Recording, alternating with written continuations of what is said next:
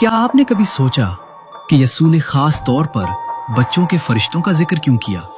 मत्ती 18:10 में यस्सू ने फरमाया, खबरदार, इन छोटों में से किसी को हकीर न जानो, क्योंकि मैं तुमसे कहता हूं कि इनके फरिश्ते आसमान पर हमेशा मेरे आसमानी बाप का चेहरा देखते हैं। यस्सू ने ये नहीं कहा आसमान के फरिश्ते, बल्कि फरमाया इनके फरिश्ते, यानी बच्चों के जाती फरिश्ते।